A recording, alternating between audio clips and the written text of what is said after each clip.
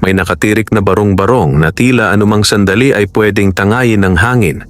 Yari iyon sa pinagtagpi-tagping yero at kahoy na pinulot lamang sa tambakan.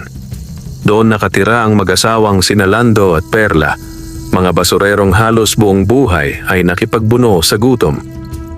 Tuwing madaling araw, bago pa sumilip ang araw sa likod ng mga gusali, gising na si Lando. Tahimik niyang isinasabit sa balikat ang sako at itinutulak ang kalawangin nilang kariton. Sa loob ng barong-barong, si Perla na may nagtitimpla ng kapeng halos kulay tubig. Mag-iingat ka, mahina niyang paalala. Ngumingiti lang si Lando kahit halatang pagod na.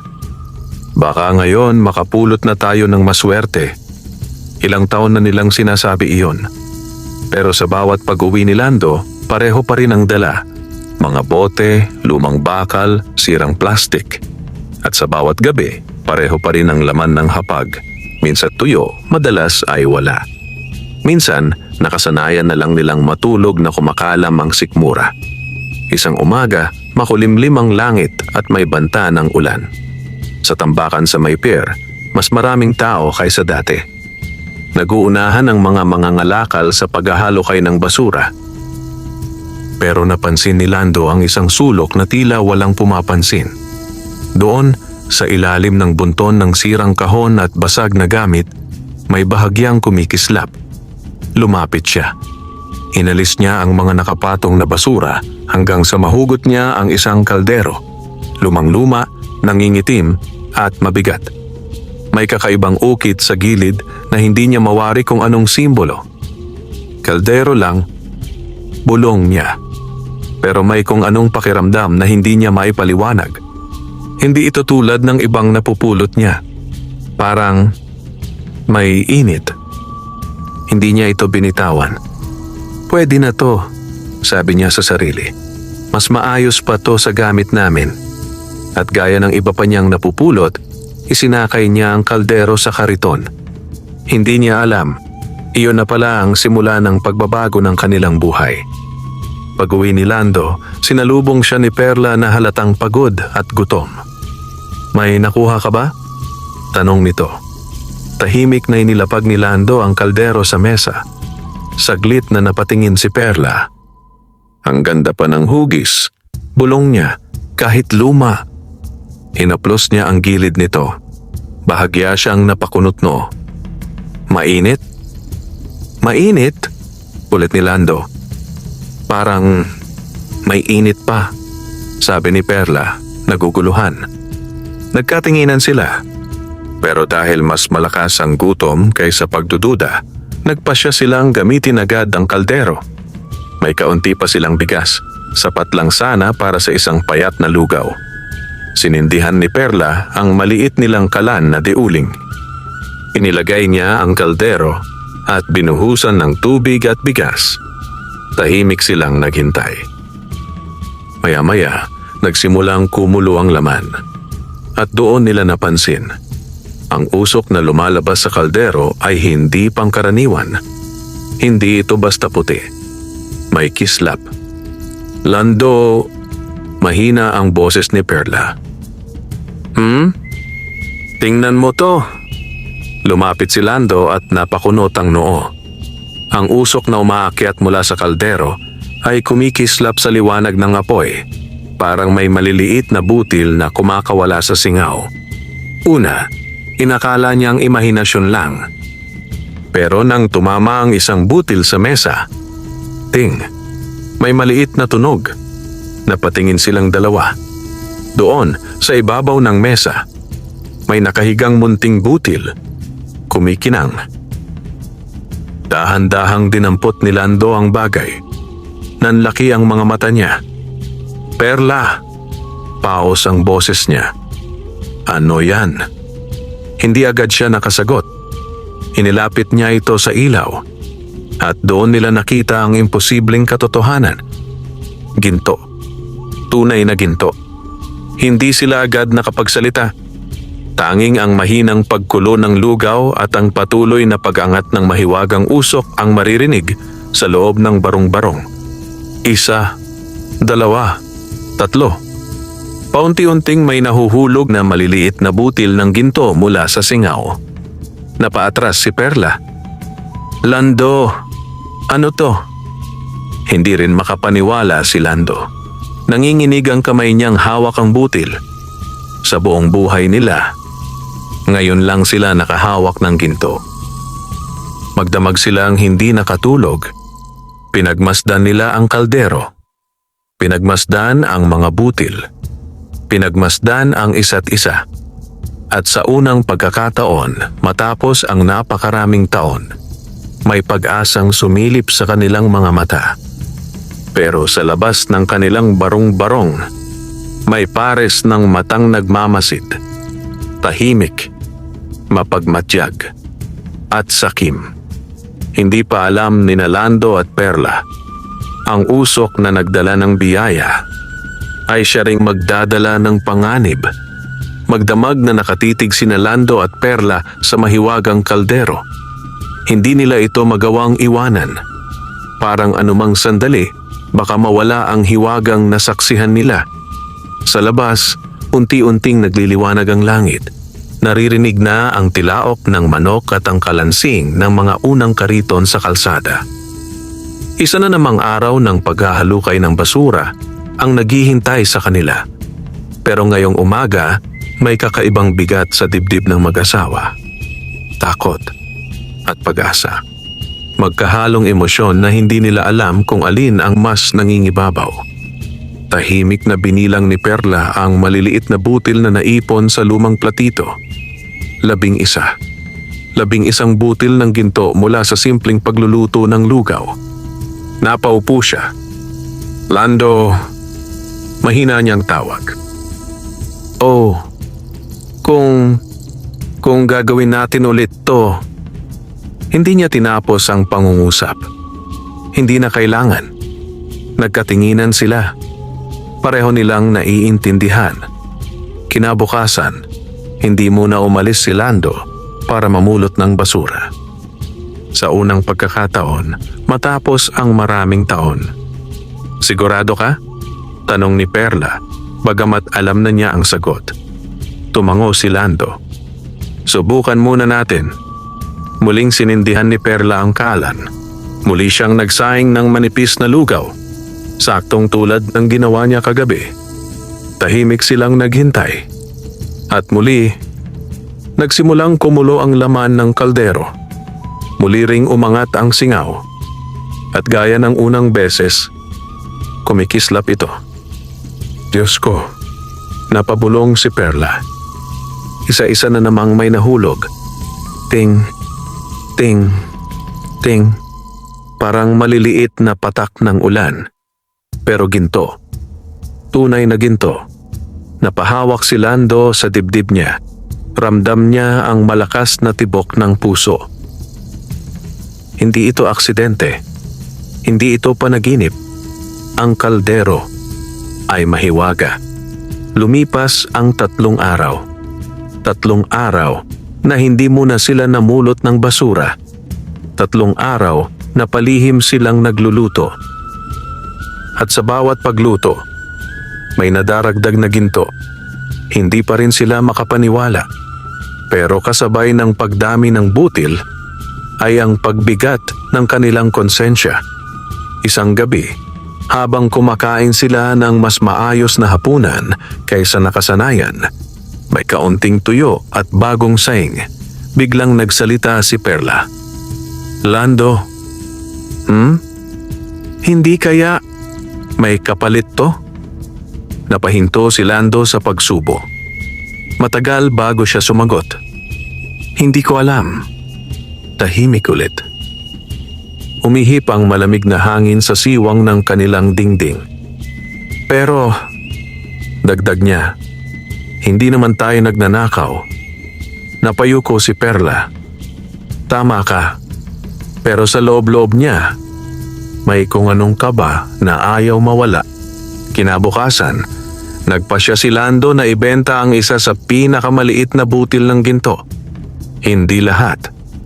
Isa lang, para masubukan.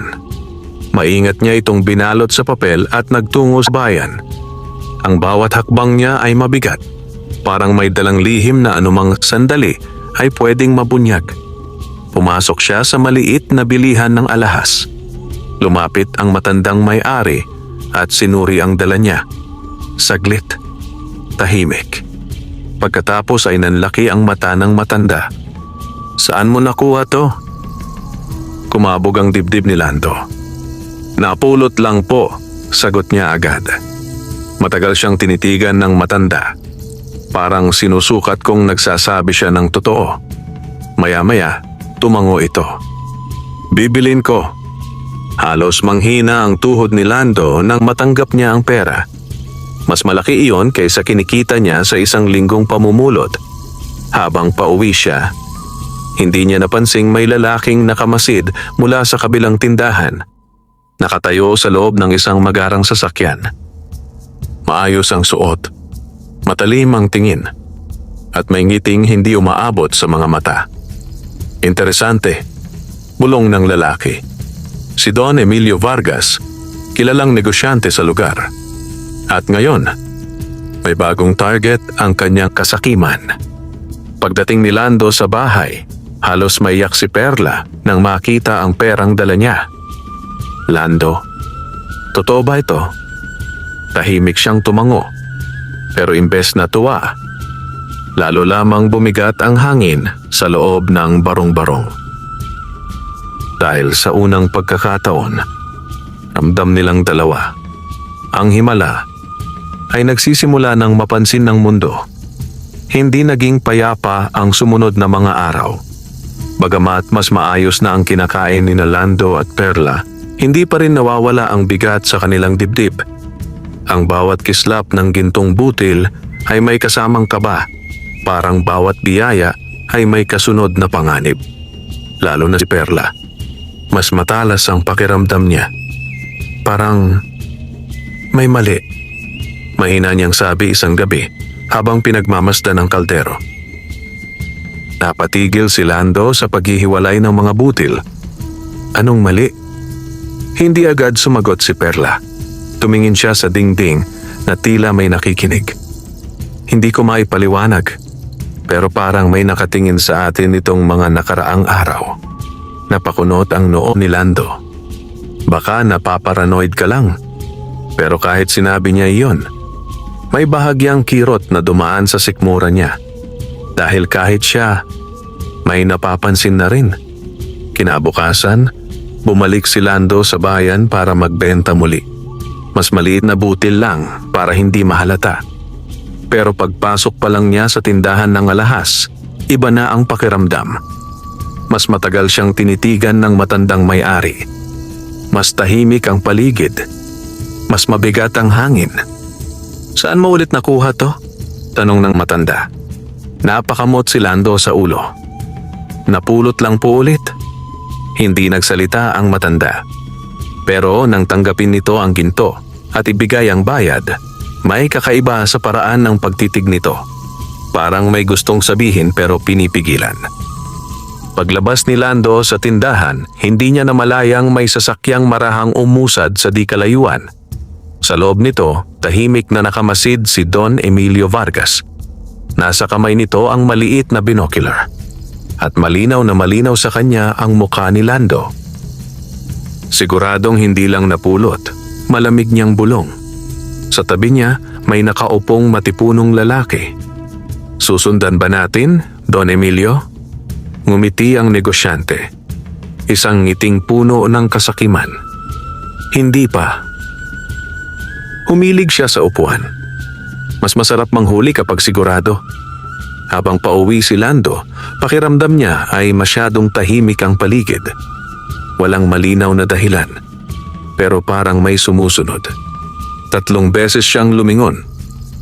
Wala, pero hindi pa rin nawawala ang kaba. Pagdating sa barong-barong, agad siyang sinalubong ni Perla. "Ang tagal mo!" Napansin niya ang pawis sa noo ng asawa. "May nangyari ba?" Umiling si Lando. Wala naman. Pero hindi kumbinsido si Perla. Kilalang kilala niya ang asawa. At alam niyang may itinatago ito.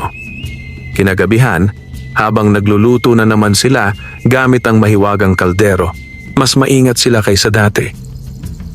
Nakapatay ang ilaw, mahina ang apoy, at halos pigil ang paghinga nila habang umaangat ang kumikislap na singaw. Isa-isa na namang nahuhulog ang maliliit na butil ng ginto. Pero bago pa sila makapagsalita, may narinig silang kaluskos sa labas. KRRKK. Napatigil si Perla. Lando. Namutla si Lando. Dahan-dahan siyang tumayo. Tahimik. Maingat. Lumapit siya sa siwang ng dingding. Sumilip. At halos tumalon ang puso niya. May aninong mabilis na gumalaw palayo sa gilid ng kanilang barong-barong. May nagmamasid. Sigurado siya. Bigla niyang isinara ang siwang. May tao. Pabulong niyang sabi. Nanlamig si Perla. Sinong tao? Umiling si Lando. Hindi ko nakita ng maayos. Tahimik silang nagkatitigan. At sa unang pagkakataon mula nang dumating ang mahiwagang kaldero, mas nanaig ang takot kaysa tuwa.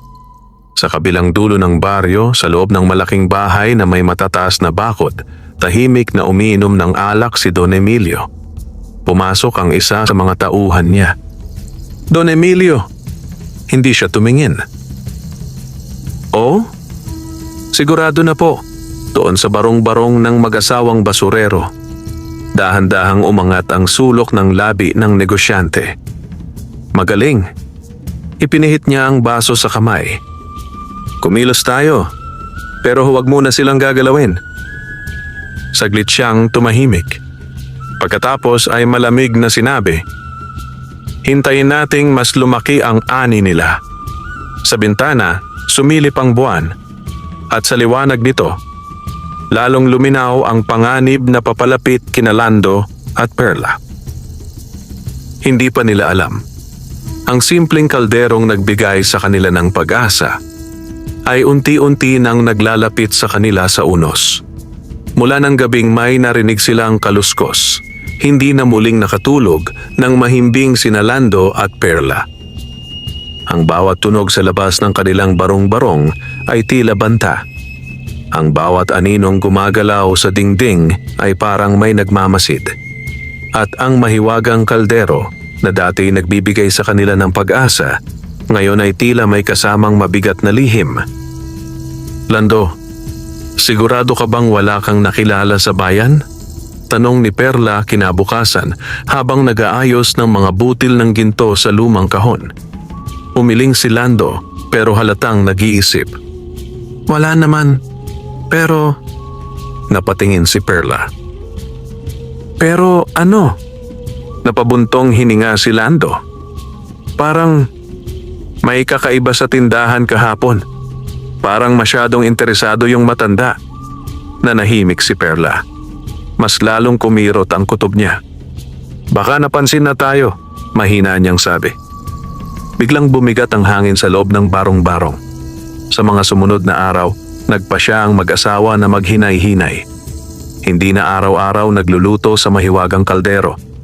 At kapag ginagamit man nila ito, sinisiguro nilang gabi na gabi at halos patay ang apoy.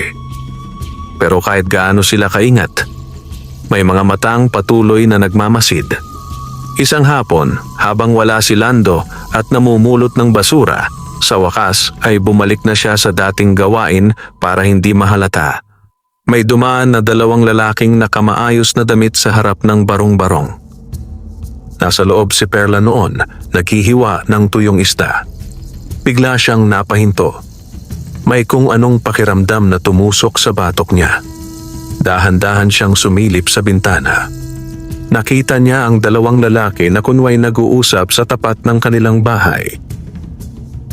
Pero paulit-ulit silang lumilingon sa barong-barong. Nanlamig ang mga kamay ni Perla. Mabilis siyang umatras. At sa unang pagkakataon, talagang natakot siya. Pag-uwi ni Lando, agad siyang sinalubong ni Perla. May mga lalaki kanina. Pabulong pero nanginginig ang boses niya. Napatayo si Lando. Anong lalaki? Ikaw ba may kaaway? Sunod-sunod na tanong ni Perla. Wala. Nagkatinginan sila. Parehong kinakabahan. Lando. Mahina ang boses ni Perla. Baka alam na nila. Hindi agad nakasagot si Lando. Pero sa loob-loob niya, iyon din ang kinatatakutan niya. Kinagabihan, nagpasya silang huwag munang gamitin ang kaldero. Tahimik lang silang nakaupo sa loob ng bahay, tanging liwanag ng gasera ang kasama nila. Matagal ang katahimikan, hanggang sa biglang, tok, tok, tok. May kumatok. Parehong napatalon ng mag-asawa. Nagkatinginan sila. Walang gumalaw. Muling kumatok. Mas malakas. Tok! Tok! Tok! Si sino yan? Nanginginig na tanong ni Lando. May sagot mula sa labas. Magalang. Pero malamig. Magandang gabi po. Lalong bumilis ang tibok ng puso ni Perla. Napadaan lang po kami. Naghahanap ng mapagtatanungan. Hindi gumalaw si Lando. Hindi rin siya sumagot agad. Tahimik ang ilang segundo. Pagkatapos, wala po kaming kailangan. Sagot niya sa wakas. Tahimik sa labas. Maya-maya, narinig nila ang marahang yabag papalayo. Pero walang gumalaw sa loob ng bahay. Pareho silang nakinig. Parehong naghintay. At pareho silang may parehong iniisip. Hindi iyon simpleng pagbisita. Sa loob ng magarang opisina, nakaupo si Don Emilio habang pinapakinggan ang ulat ng tauhan. Matigas ang ulo ng mag-asawa, Don Emilio.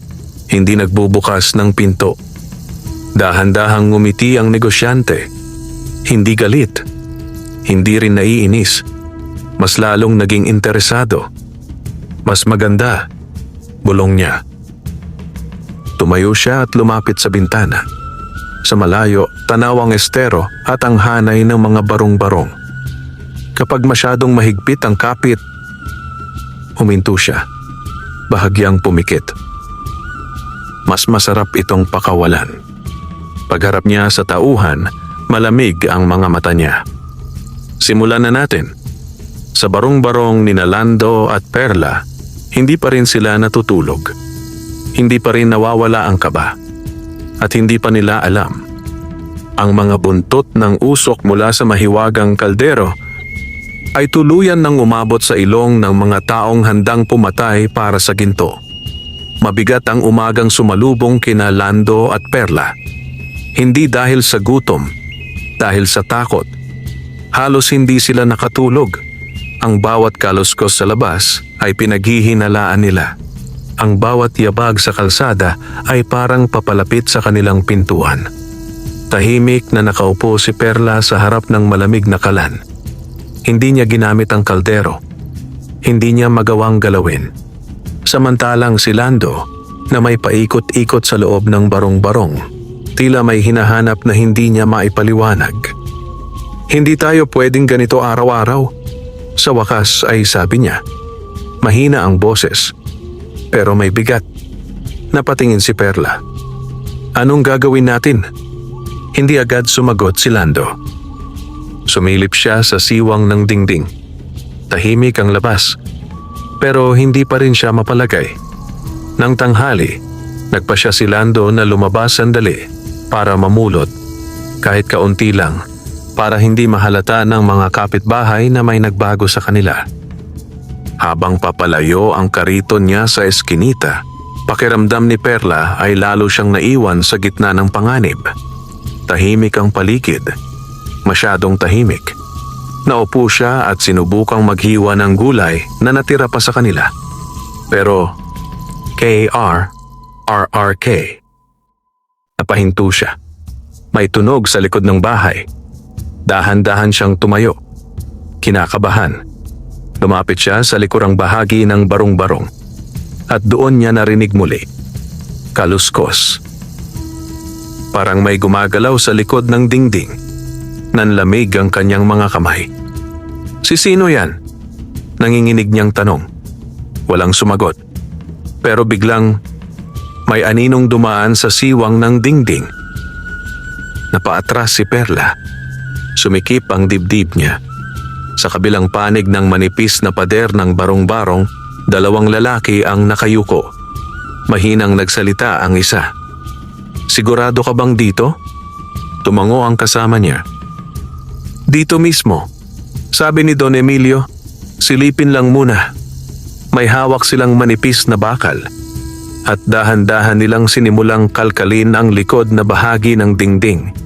Sa loob, napansin ni Perla ang bahagyang pag-uga ng yero. Hindi na siya nagdalawang isip. Mabilis siyang tumakbo papunta sa mesa. At niyakap niya ang mahiwagang kaldero. Para bang may gustong umagaw nito anumang sandali. Lando, bilisan mo! Bulong niya, halos maiyak. Sa labas, palakas ng palakas ang paggalaw ng dalawang lalaki. Unti-unting lumuluwag ang isang piraso ng kahoy sa dingding. Konti na lang, bulong ng isa. Ipinuwesto niya ang bakal. Handa nang tanggalin ang tabla. Pero bago pa niya mahila, biglang may sumigaw mula sa eskinita. Hoy! Anong ginagawa niyo dyan? Napalingon ang dalawang lalaki. May matandang basurero na paparating, tulak ang kariton. Mabilis na nagkatinginan ng dalawa. Umalis na tayo, bulong ng isa. At parang mga pusang nahuli. Mabilis silang naglaho sa makipot na daan. Sa loob ng bahay, narinig ni Perla ang papalayong yabag. Ilang sandali siyang hindi gumalaw. Mahigpit pa rin ang yakap niya sa kaldero. Maya-maya, bumigay ang tuhod niya. Napaupo siya sa sahig. At doon siya tuluyang napaiyak. Pagbalik ni Lando, nadatnan niya si Perla na namumutla at nanginginig. Anong nangyari? Nag-aalalang tanong niya. Sa pagitan ng hikbi, naikwento ni Perla ang lahat. Habang nakikinig si Lando, unti-unting tumigas ang kanyang panga. Uminit ang dugo niya. Hindi na ito basta kutob. Hindi na ito hinala. May mga taong gustong kunin ang kaldero. Nang gabing iyon, hindi na sila nagluto. Hindi na sila nag-usap ng matagal. Tahimik lang silang magkatabing nakaupo. At sa unang pagkakataon mula nang dumating ang mahiwagang biyaya, may malinaw na katotohanang bumigat sa kanilang dibdib. Ang ginto mula sa usok ay nagsimula na ng digmaan.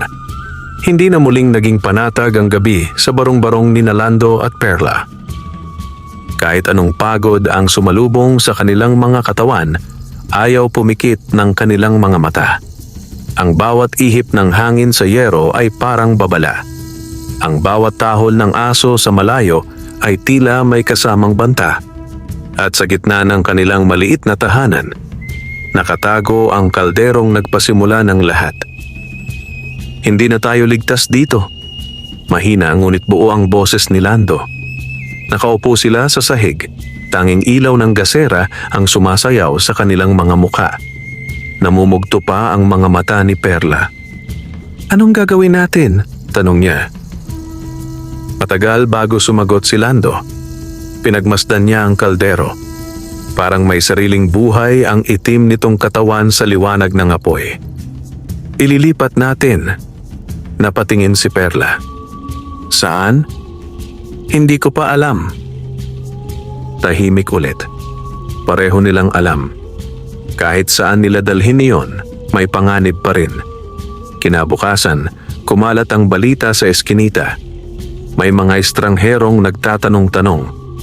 May mga lalaking paikot-ikot sa lugar. At higit sa lahat, may itim na SUV na ilang beses nang nakita sa kanto. Habang namumulot si Lando sa malapit na tambakan, napansin niyang may lalaking kunway bumibili ng bakal pero palihim siyang pinagmamasdan. Hindi niya ipinahalata. Pero sa loob-loob niya, lalo lang lumala ang kutob niya. Sa bahay naman, hindi mapakali si Perla. Hindi na siya nagluluto gamit ang mahiwagang kaldero. Hindi na niya ito halos tinitingnan. Parang ang dating biyaya ay isa ng apoy na handang tumupok sa kanila. Habang nagwawalis siya sa harap ng barong-barong, napansin niyang may batang lalaki na paulit-ulit na dumadaan sa tapat nila. Sa ikatlong beses, huminto ang bata, tumingin sa kanya, at biglang tumakbo palayo. Nanlamig ang batok ni Perla. Kinagabihan, nagtipon muli sina Lando at Perla sa loob ng bahay. Mas tahimik kaysa dati. Mas mabigat ang hangin. "Lando!" Mahina ang boses ni Perla. "Pakiramdam ko. Hindi sila titigil." Hindi sumagot si Lando. Alam niyang tama ang asawa niya. Bigla, "Oh!" May asong umalulong sa malayo. Pareho silang napatingin sa pinto. Kasunod noon, "Krrrk." May naapakang kahoy sa labas. Hindi na nagdalawang isip si Lando. Mabilis siyang tumayo at kinuha ang lumang pamalo na ginagamit niya sa kariton. "Manatili ka dito!" Bulong niya kay Perla. Dahan-dahan siyang lumapit sa pinto. Pinakinggan ang labas. Tahimik. Masyadong tahimik. Dahan-dahan niyang binuksan ang pinto. Wala. Walang tao. Walang anino. Pero sa lupa, malapit sa kanilang pintuan, may bakas ng bagong tapak ng sapatos. Hindi iyon tsinelas. Hindi iyon paa ng kapitbahay. Sapatos na mamahalin. Mahigpit na napahawak si Lando sa pamalo. Sa kabilang dulo ng baryo, nakatayo si Don Emilio sa balkonahe ng kanyang malaking bahay. Tahimik siyang nakatanaw sa madilim na langit. Lumapit ang isa niyang tauhan. "Don Emilio, mukhang nag-iingat na po sila." Hindi agad sumagot ang negosyante. Pagkatapos ay bahagyang ngumiti. Hindi galit. Hindi nagmamadali. Mas lalo pang naging malamig ang boses niya. Mas maganda. Humigop siya ng alak. At kung masyado silang nagtatago, tumigil siya. Unti-unting tumalim ang kanyang mga mata. Mas lalo nating paiigtingin ang paghahanap. Sa barong-barong, isinara ni Lando ang pinto at sumandal dito. Tahimik. Pinagpapawisan. Napatingin si Perla sa kanya. "May nakita ka?" Mabagal siyang umiling. "Wala." Huminto siya. Pagkatapos ay idinagdag. "Pero may pumunta." Nagkatinginan sila. At sa gabing iyon, lalo nilang naramdaman. Hindi na lang sila minamasdan. Unti-unti na silang pinaliligiran. Hindi na umaga ang sumalubong kina Lando at Perla, kundi pagod at pangamba. Halos hindi na sila nagsalita habang sumisilip ang araw sa pagitan ng mga barong-barong. Ang dating simpleng buhay nilang mag-asawa ay napalitan ng tahimik na pagbabantay at pakikiramdam. At sa gitna ng kanilang maliit na tahanan, ang kaldero ay tila mas mabigat kaysa dati. Parang hindi na ito basta gamit, kundi isang lihim na kailangang ipagtanggol. Hindi na pwedeng manatili lang tayo rito. Sa wakas ay sabi ni Lando. Nakaupo si Perla sa gilid ng papag, hawak ang panyo. Matagal na niya itong inaasahan. "Anong plano mo?" Mahina niyang tanong. Huminga ng malalim si Lando. "Ilalabas natin ang kaldero, pero hindi para magpayaman." Napatingin si Perla. May kung anong nagbago sa tono ng asawa niya. Mas buo. Mas malinaw. Kung hindi para sa atin, dagdag niya, para sa mga kapitbahay natin. Napatitig si Perla sa kanya. Unti-unting nabasa ang mga mata niya. "Lando, sigurado ka?" Tumango siya. Simula nang dumating yang kaldero, puro takot na lang ang kapalit ng bawat gintong butil. Napayuko si Perla. Tama siya. Sa unang beses nilang makahawak ng ginto, tuwa. Sa sumunod, kaba. Ngayon, takot. Kinagabihan, sa unang pagkakataon matapos ang ilang araw, Muling sinindihan ni Perla ang kalan. Pero iba na ang pakiramdam. Hindi na para sa kanila. Hindi na para mag-ipon ng ginto.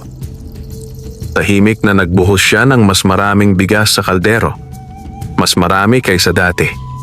Napansin niyon ni Lando. "Paramihan mo," sabi niya. "Para maraming makakain." Nangingilid ang luha sa mata ni Perla habang hinahalo ang kumukulong lugaw. Unti-unting umangat ang singaw. At gaya ng dati, kumikislap. 1, 2, 3. May mga butil na muling nahulog. Pero hindi na iyon ang tinitingnan ng mag-asawa, kundi ang malaking kaldero ng lugaw na unti-unting napupuno. Kinabukasan ng umaga, nagulat ang mga tao sa eskinita. May nakapaskil sa harap ng barong-barong ni Lando at Perla. Libreng lugaw. Para sa lahat. Isa-isa. May mga batang lumapit. May mga matandang nagtanong. May mga kapitbahay na hindi makapaniwala. Tahimik na nagsalok si Perla ng mainit na lugaw sa mga mangkok. Si Lando na may nag-aabot ng tubig. Walang bayad. Walang kapalit. Sa unang pagkakataon matapos ang maraming taon. Nakita ng komunidad ang mag-asawang hindi lang gutom ang nilabanan, kundi may pusong handang magbahagi. Pero sa kabilang dulo ng kalsada, nakatigil ang itim na SUV. Sa loob, malamig ang mga mata ni Don Emilio habang pinagmamasdan ng pila ng tao. Mahigpit ang hawak niya sa armrest. Mahina niyang bulong. Unti-unting lumitaw ang ngiting puno ng interes. Hindi lang pala sila nagtatago. Tumalikod siya sandali, saka muling tumingin. Nagyayabang pa. Lumapit ang tauhan niya. "Utos po, Don Emilio?" Matagal siyang hindi sumagot. Pinagmasdan niya ang usok na umaangat mula sa barong-barong. Kumikislap, mahiwaga, at malinaw na malinaw sa kanya. Iyon ang hinahanap niya. Dahan-dahan siyang nagsalita. Panahon na. Sa harap ng barong-barong, abala sina Lando at Perla sa pamimigay ng lugaw. May ngiti sa kanilang mga labi. Ngunit sa loob ng kanilang dibdib, alam nilang paparating na ang unos. At sa pagkakataong ito, hindi na sila ang tatakbo. Hindi pa man lubusang nauubos ang pila sa libreng lugawan ni Lando at Perla, may kakaibang lamig na gumapang sa hangin. Ang mga batang kanina'y nagtatawanan habang kumakain ay unti-unting tumahimik. May paparating. Mula sa kanto ng eskinita, dahan-dahang pumasok ang itim na SUV. Makintab, malinis, at halatang hindi bagay sa maruming paligid ng barong-barong. Napansin niyo ni Lando. Tumigas ang kanyang panga. "Perla," mahina niyang tawag. Hindi na niya kailangang ituro. Nakita na rin ni Perla ang sasakyan. Nanlamig ang kanyang mga kamay na may hawak na sandok. Huminto ang SUV sa di kalayuan. Bumukas ang pinto at bumaba si Don Emilio Vargas. Maayos ang suot, makinis ang sapatos, at may ngiting hindi marunong maawa. Kasunod niya ang 2 tauhang kanina pa nila nararamdaman sa paligid. Biglang naging tahimik ang eskinita. Ang mga kapitbahay ay napaatras. May ilang batang napayakap sa mga magulang. Si Don Emilio ay dahan-dahang lumapit sa mesa ng lugawan. Pinagmasdan niya ang kaldero. Ang umuusok na lugaw. At ang mag-asawang tahimik na nakatayo sa harap niya. Magandang umaga, malumanay niyang bati. Pero malamig ang kanyang mga mata. Hindi sumagot si Lando. Hindi rin ngumiti si Perla. Saglit na katahimikan. Pagkatapos ay nagsalita si Don Emilio. "Balita ko, napakaswerte ninyo." Mahigpit na napahawak si Lando sa gilid ng mesa. "Wala po kaming alam sa sinasabi ninyo." Bahagyang ngumiti ang negosyante. Parang natutuwa. Parang may alam. "Talaga ba?" Lumapit pa siya ng isang hakbang. At sa unang pagkakataon, napansin ni Perla na diretsyong nakatitig si Don Emilio sa kaldero. Hindi sa kanila. Sa kaldero. Nanlambot ang tuhod niya. "Makinig kayo," mahinahong sabi ni Don Emilio. Pero may bahid ng utos ang boses. "Inaalok ko kayong bilhin ang kalderong iyan." Parang biglang nawalan ng hangin sa paligid. Nagkatinginan sina Lando at Perla. "Hindi po yan binebenta," mariing sagot ni Lando. Sandaling tumahimik ang negosyante. Pagkatapos ay bahagyang tumawa. Hindi masaya, kundi mapanganib. "Sayang," sabi niya. Humakbang siya palapit sa mesa. Pero bago pa siya makalapit, biglang may mga kapitbahay na lumapit at pumwesto malapit kina Lando at Perla. Ang matandang basurerong tumulong noong nakaraan. Ang ilang nanay na pinakain nila. Ang mga kabataang kanina'y nasa pila. Tahimik, pero matatag. Napansin iyon ni Don Emilio. Unti-unting nagbago ang ekspresyon niya. Hindi na siya basta nakangiti. "Ganyan ba?" Mahina niyang sabi. Lumapit ang isa niyang tauhan. Don Emilio. Itinaas niya ang kamay. Tumigil ang tauhan. Muling tumingin si Don Emilio kina Lando at Perla. Mas malamig na ngayon ang boses niya. "Huwag ninyong sayangin ang pagkakataon." Tumalikod siya. Pero bago tuluyang sumakay, huminto siya sandali at sinabi ang mga salitang lalong nagpalamig sa dugo ng mag-asawa. "Babalik ako." Umandar ang SUV. Unti-unti itong nawala sa kanto. Pero walang gumalaw sa eskinita. Tahimik pa rin. Mabigat pa rin ang hangin. Dahan-dahang napaupo si Perla. Nanginginig. Lumapit sa kanya si Lando. Sa unang pagkakataon mula nang dumating ang kaldero, alam na alam nilang dalawa. Hindi na ito simpleng bantay. Hindi na ito simpleng banta. Ito ay simula pa lamang. At ang tunay na bagyo, paparating pa lang. Hindi nagtagal ang babala. 3 gabi matapos ang pagdating ni Don Emilio, muling binalot ng mabigat na katahimikan ang eskinita. Kahit ang mga aso ay tila nagkubli. Kahit ang hangin ay halos hindi gumalaw. Alam ni Lando at Perla ang ibig sabihin noon. May mangyayari. Sa loob ng barong-barong nakahanda na sila. Hindi para lumaban, kundi para magtanggol. Tahimik na inilapag ni Lando ang kaldero sa gitna ng mesa. Sa paligid nito ay may mga sako ng bigas na ibinigay ng mga kapitbahay bilang pasasalamat sa libreng lugaw. Ngunit ngayong gabi, hindi lugaw ang nasa isip ng mag-asawa, kundi kung paano nila ililigtas ang biyayang nagdala sa kanila ng panganib. Kung may mangyari, mahina ang boses ni Perla. Mahigpit ang hawak niya sa laylayan ng kanyang damit. "Tatakbo tayo?" Hindi agad sumagot si Lando. Tumingin siya sa paligid, sa manipis na dingding, sa lumang bubong, sa maliit nilang tahanan na saksi sa lahat ng hirap nila. Dahan-dahan siyang umiling. Hindi na. Napatingin si Perla. Sa mga mata ni Lando, may bago siyang nakita. Tapang. Tahimik pero buo. Kung kukunin nila to, dagdag niya, lalaban tayo sa paraan na kaya natin. Nangingilid ang luha ni Perla. Pero tumango siya. Bandang hating gabi. Tumating ang bagyo.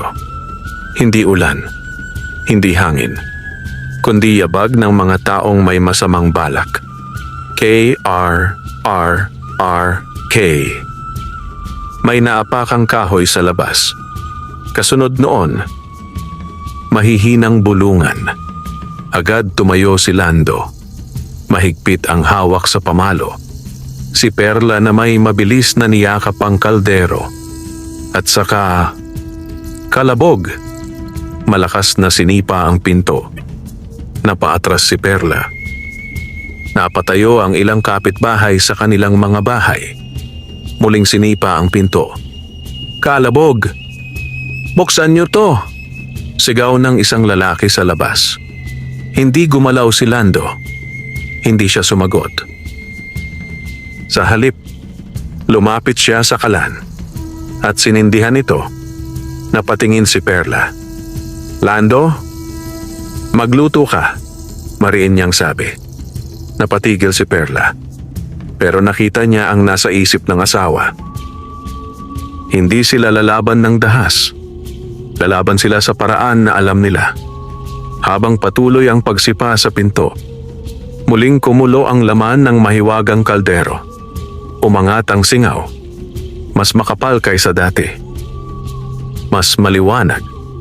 1, 2, 3. Muling may nahulog na mga butil ng ginto. Pero hindi iyon ang napansin ng mga tao sa labas, kundi ang kakaibang liwanag na sumisingaw sa siwang ng dingding. Boss, tingnan mo to. Bulong ng isa. Saglit na tumigil ang pagsipa.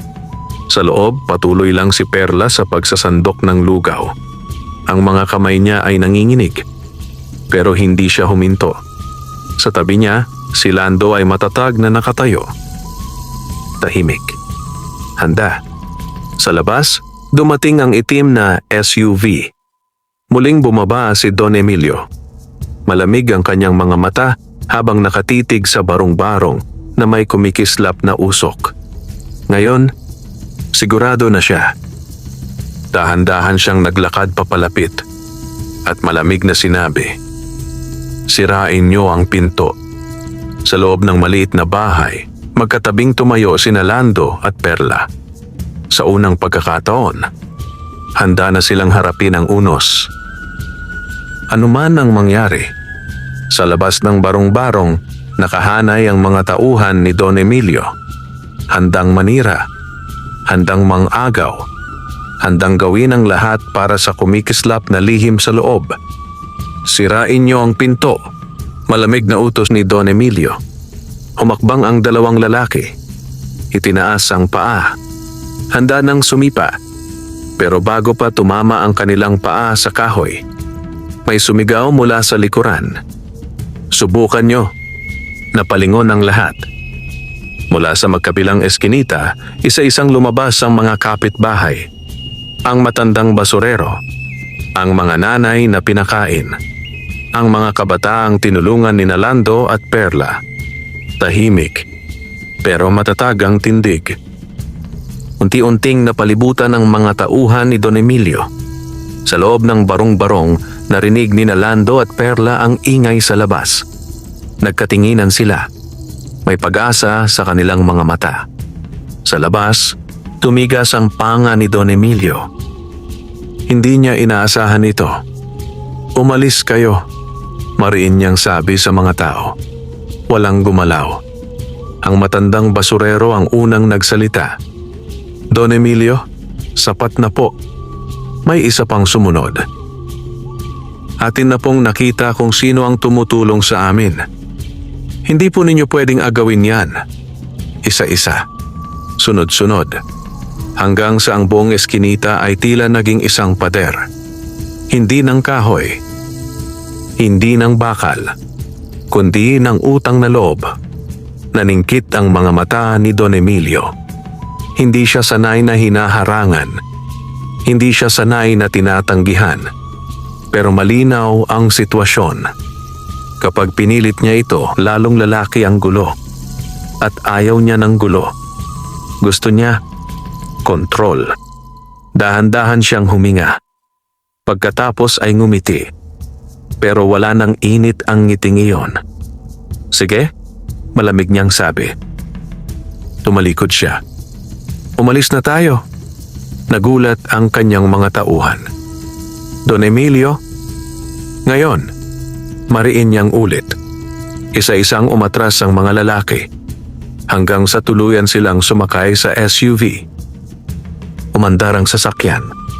At unti-unting naglaho sa dilim. Tahimik ang eskinita. Ilang segundo. Ilang minuto. Hanggang sa marahang bumukas ang pinto ng barong-barong. Lumabas sina Lando at Perla. Nang makita nila ang mga kapitbahay na nakatayo para sa kanila, hindi napigilan ni Perla ang mapaiyak. "Salamat po," nanginginig niyang sabi. Ngumiti ang matandang basurero. "Kayo ang unang tumulong sa amin." May sumunod. "Kayo ang unang nagpakain." Isa pa. "Kayo ang unang nagmalasakit." Tahimik na napayuko si Lando. Ngayon niya lubos na naintindihan. Ang kaldero ay hindi lang para maglabas ng ginto, kundi para maglabas ng kabutihan. Kinabukasan, may pagbabago sa eskinita. Hindi na lihim ang lugawan. Hindi na takot ang nangingibabaw. Araw-araw, sabay-sabay nang nagluluto sina Lando, Perla at ang ilang kapitbahay. Mas maraming bigas, mas maraming mangkok, mas maraming taong napapakain. Ang mahiwagang kaldero ay patuloy na naglalabas ng kumikislap na singaw. Pero hindi na iyon ang sentro ng kanilang mundo, kundi ang mahahabang pila ng mga taong may laman na ang tiyan. Isang hapon, habang pinagmamasdan ni Lando ang mga batang kumakain ng mainit na lugaw, mahina siyang nagsalita. "Perla." "Oh?" Ngumiti siya.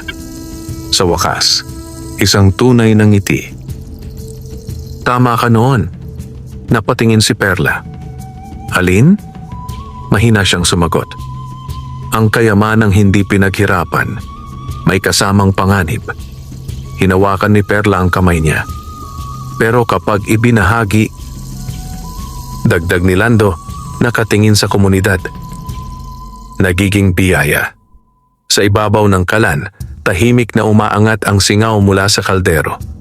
Kumikislap, marahan, at sa pagkakataong iyon, hindi na ito mukhang tukso, kundi liwanag, wakas.